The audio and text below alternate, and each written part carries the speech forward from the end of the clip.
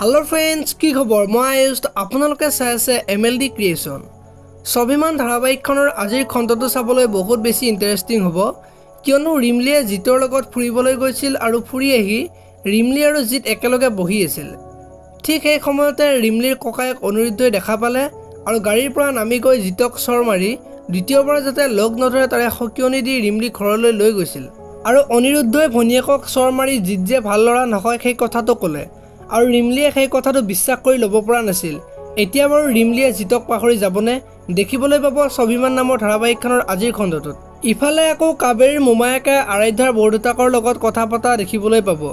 কাবেৰীক কেনেকৈ অনিৰুদ্ধৰ লগত বিয়া দিব পাৰি তাৰ বিষয়ে কথা পতা দেখিবলৈ পাব পাৰে আনফালে যোৱাটো খণ্ডত দেখিবলৈ পাইছিল যে মাকে আৰাধ্যাক কেইটামান প্ৰশ্ন কৰিম বুলি কৈছিল আৰু সেই সকলোবোৰ প্ৰশ্নৰ উত্তৰ দিব পাৰিবনে দেখিবলৈ পাব আজিৰ খণ্ডটোত ইফালে আকৌ আৰাধ্যা এবছৰ যে অনিৰুদ্ধৰ লগত নাছিল আৰু কাৰ লগত আছিল সকলো কথা গম পাব সেই সকলো কথা গম পালে আৰাধ্যাক পাহৰি যাব নেকি দেখিবলৈ পাব স্বাভিমান নামৰ ধাৰাবাহিকখনৰ আজিৰ খণ্ডটোত আপোনালোকে স্বাভিমান ধাৰাবাহিকখন চাই কেনেকুৱা পায় কমেন্ট কৰি জনাব যদি আপোনালোকে এতিয়ালৈকে ভিডিওটো লাইক কৰা নাই লাইক এটা কৰি দিব